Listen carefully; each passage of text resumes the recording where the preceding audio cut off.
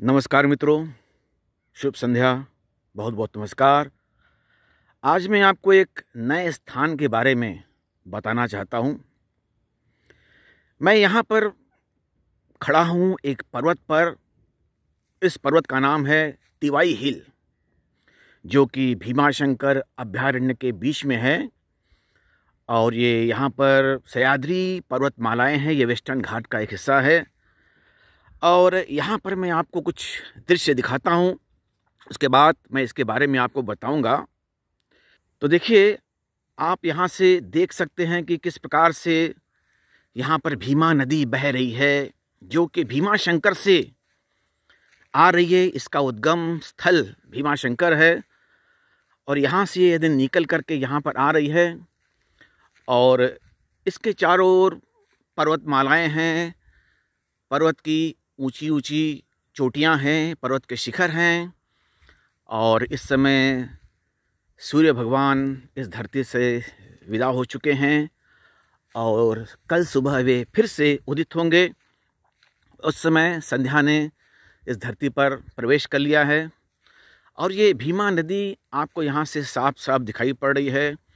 मैं आपको इस पर्वत के चारों तरफ का दृश्य आपको मैं दिखा रहा हूँ। और नीचे बहुत सारे गांव हैं और मैं उस गांव से ऊपर एक जो पर्वत है, इस पर्वत का नाम तिवाई हिल है, उस पर मैं खड़ा हूँ। और उस पर ये जो इस पर्वत का हिस्सा है, इसको बोलते हैं पाइथन हिल। अब इसका नाम पाइथन हिल क्यों पड़ा? हालांकि यहाँ पर कोई पाइथन वगैरह नहीं मिलते, लेकिन चूंकि इसका आकार प्रकार, इसकी बनावट एक प्रकार से ऐसे दिखाई पड़ती है कि ये पाइथन के समान दिखाई पड़ती है, इसलिए इसका नाम पाइथन हिल पड़ा। तो ये पाइथन हिल पर मैं हूँ, जो कि एक तिवाई हिल का हिस्सा है। अब ये तिवाई हिल क्या है, यहाँ पर क्या है? तो यहाँ पर एक बोर्डिंग स्कूल है, इसका नाम है Sahyadri school Krishnamurti foundation of India.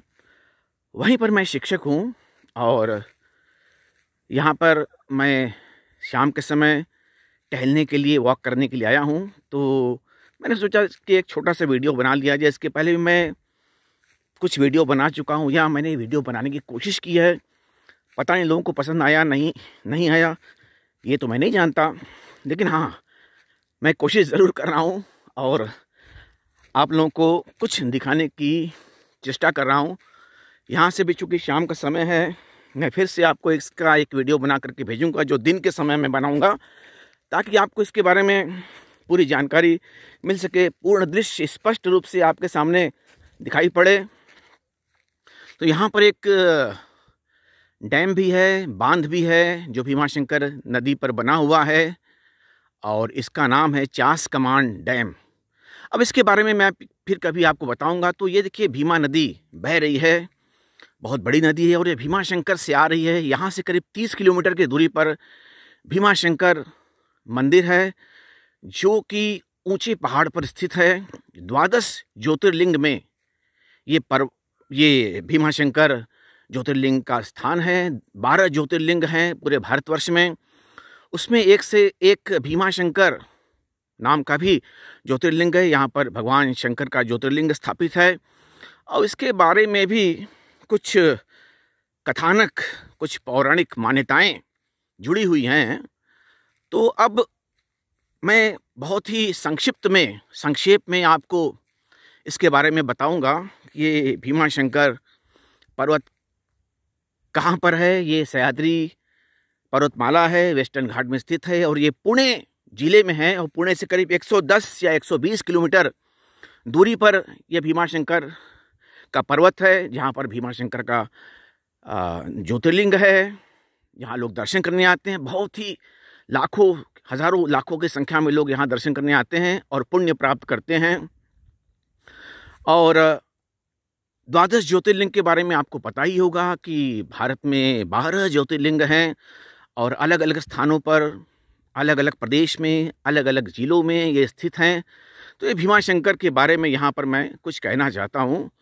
तो 12 ज्योतिर्लिंग कौन कौन से हैं, उसके बारे में एक श्लोक है जो मैं आपको कहूँगा। तो सारे ज्योतिर्लिंग जो आपको जिसका मैं अभी वर्णन करूँगा, ये जो मैं आपको श्लोक कह के सुनाऊंगा, तो उससे आपको ज्योतिर्लिंग, जो 12 ज्योतिर्लिंग, 12 ज्योतिर्लिंग, उनके बारे में आपको जानकारी हो जाएगी। सौराष्ट्रे सोमनाथम च श्रीशैले मल्लिकार्जुनम उज्जैन्याम महाकाल मोमकार ममलेश्वरम परल्याम बैजनाथम च डाकिन्याम भीमशंकरम सेतुबंधे तु रामेशम नागेशम दारुकावने वाराणस्याम तो विश्वेशम त्र्यंबकम गौतमी तटे हिमालये तु केदारम घुष्मेशम च शिवालये एतानि ज्योतिर्लिंगानि सायं प्रातः पठेन्दरा सप्त जन्म कृतं पापम दर्शनेन विनश्यति, सप्त जन्म कृतं पापम स्मरणेन विनश्यति। तो ये जो 12 ज्योतिर्लिंग, इनका स्मरण करने से, इनका दर्शन करने से और दिन रात इनका ध्यान करने से, इनका पूजन करने से, इनका स्मरण करने से आपके सारे 7 जन्मों के पाप आपके नष्ट हो जाते हैं। ऐसा इस श्लोक में ऐसा उल्लिखित है, ऐसा कहना है। तो ये भीमाशंकर का जो पर्वत है वो करीब करीब समुद्र तल से, यानी सी लेवल से करीब करीब 3250 फीट की ऊंचाई पर है और बड़ा रमणीक स्थान है। हालांकि हम भीमाशंकर पर्वत श्रृंखला में नहीं हैं, वहाँ पर नहीं खड़े हैं, मैं उसके पास एक और जो भीमाशंकर के पास एक जो पर्वत है वहाँ पर मैं खड़ा हूँ और यहीं से भीमाशंकर की पर्वतमाला शुरू होती है। चारों तरफ देख रहे हैं इस प्रकार के बहुत सारे ऊंचे ऊंचे पहाड़ आपको दिखाई पड़ जाएंगे और ये भीमाशंकर नदी भीमा शंकर से बह करके आ रही है। भीमाशंकर ज्योतिर्लिंग के पास में ही, जहाँ पर गुप्त भीमाशंकर भी एक कहा जाता है, वहाँ से ये नदी बहती है, वहीं से निकलती है, वहीं से इसका उद्गम स्थल है। मैं वहाँ पर गया हूँ, फिर कभी मैं भीमाशंकर जाऊँगा, चूँकि यहाँ से मेरे बहुत पास है ये भीमाशंकर, 30 किलोमीटर है, कभी भी मैं जा सकता हूँ। जब भी मुझे अवकाश मिलेगा मैं जाऊँगा, तो वहाँ पर भी मैं एक वीडियो बनाऊँगा और उसके बारे में मैं आपको बताऊँगा। तो भीमाशंकर, ये भीमाशंकर इसका नाम क्यों पड़ा? तो कहते हैं कि रावण के भाई जो कुंभकर्ण थे, वो एक बार इस सह्याद्री पर्वतमाला पर विचरण करने के लिए, घूमने के लिए आए, तो वहाँ पर एक कर्कटी नाम की राक्षसी निवास करती थी। तो दोनों का मिलन हुआ, दोनों की मुलाकात हुई, दोनों में प्रेम संबंध स्थापित हुआ और दोनों ने शादी कर ली। उसके बाद कुंभकर्ण तो लंका वापस लौट गए, लेकिन कर्कटी वहीं पर रुक गई और उसके बाद उसने एक पुत्र को जन्म दिया जिसका नाम था भीमा या भीम। और उसने भगवान ब्रह्मदेव से वरदान प्राप्त किया। बहुत सारी उसने उनको प्रसन्न करने के लिए तपस्या की और उसके बाद उसने उनसे बहुत सारे बलशाली होने का वरदान प्राप्त किया। बहुत शक्तिशाली था वो, वैसे भी कुंभकर्ण तो काफ़ी शक्तिशाली था, उसका जो बेटा ही था वो भी शक्तिशाली रहेगा। और ऊपर से उसको ब्रह्मदेव का वरदान भी प्राप्त हो गया था। मैं धीरे धीरे आगे बढ़ते हुए आपको कहानी बता रहा हूँ। तो ब्रह्मदेव से वरदान प्राप्त होने के बाद उसकी शक्ति बहुत विस्तृत हो गई, बहुत विशाल उसकी शक्ति होगी, बहुत ही वो शक्तिशाली हो गया। और उसके बाद एक वहाँ पर एक राजा थे, शायद उनका नाम मैं भूल रहा हूँ, लेकिन शायद मुझे याद है, कामरूपेश्वर उनका नाम था और वो शिव के बड़े भक्त थे। तो जब इस भीमा ने या भीम राक्षस ने, जो कुंभकर्ण और कर्कटी का पुत्र था, उसने जब देखा कि ये तो राजा शिव की पूजा कर रहा है और शायद वो ब्रह्मदेव का उपासक था, तो शिव को शायद वो पसंद नहीं करता था, उसको अच्छा नहीं लगा कि ये राजा भीम की तपस्या कर रहे हैं, सॉरी बहुत क्षमा चाहता हूँ, ये राजा भीम के विपरीत जाकर के शिव की उपासना करे। तो उसने उनको बंदी बना लिया, उसने उसको कारागार में डाल दिया उस राजा को। लेकिन राजा तो शिव के अनन्य भक्त, बहुत बड़े भक्त, तो उन्होंने वहीं पर किसी प्रकार से शिवलिंग, उसी कारागार में, उस जेल में शिवलिंग की प्रतिस्थापना कर दी और वहीं वो पूजा करने लगे। तो जब इस बात का पता उस कुंभकर्ण और कर्कटी के पुत्र भीम को चला तो उसको बहुत गुस्सा आया। उसने कहा कि शिवलिंग को मैं नष्ट कर देता हूँ, इसको तोड़ देता हूँ। और उसने अपने अस्त्र शस्त्र, जो भी हथियार उसके पास होंगे, उसने उनको खंडित करने की चेष्टा की, उसको तोड़ने की चेष्टा की, उसको नष्ट करने का प्रयत्न किया। लेकिन शिव स्थापित हो गए, वहीं पर शिव प्रकट हो गए और उन्होंने उससे युद्ध किया। उस कुंभकर्ण पुत्र, कर्कटी पुत्र भीम से भीमा से, कुछ लोग उसको भीमेश्वर नाम से भी जानते हैं, तो उससे युद्ध किया और उसको परास्त करके, उसको हरा करके, उसको वहीं राख बनाकर रख दिया। देवताओं ने भगवान शंकर से ये प्रार्थना की कि आप यहीं पर स्थापित हो जाएं, यहीं पर आप निवास करें।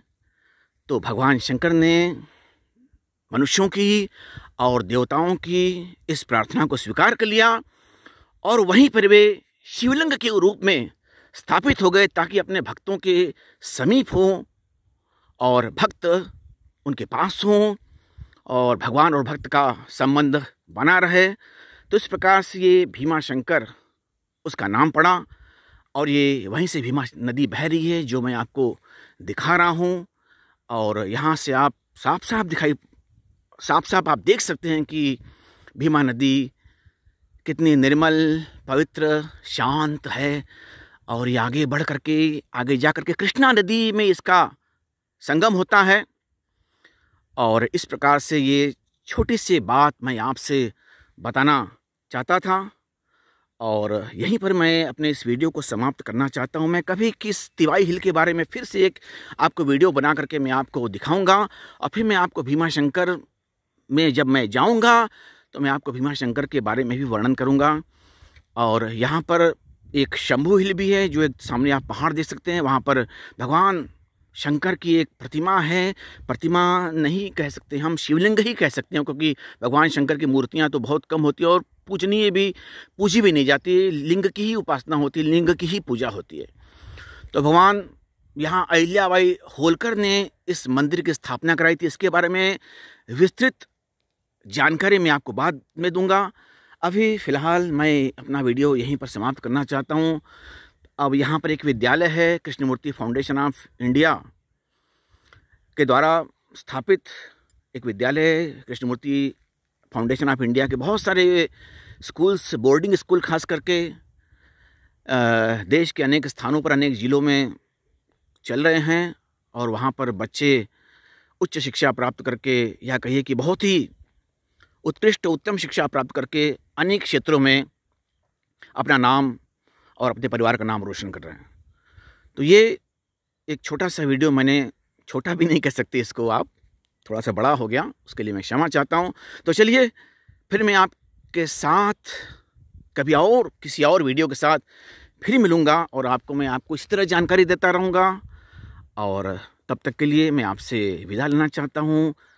और आपने इसको देखा होगा, पता नहीं आपने इसको पसंद किया या नहीं किया, वो तो आपके ऊपर है। लेकिन चूँकि ये मेरा शौक़ है, इस तरह के काम करना मेरा शौक़ है, इसलिए मैंने इस वीडियो को बनाया और मैं इसको शेयर करता रहूँगा।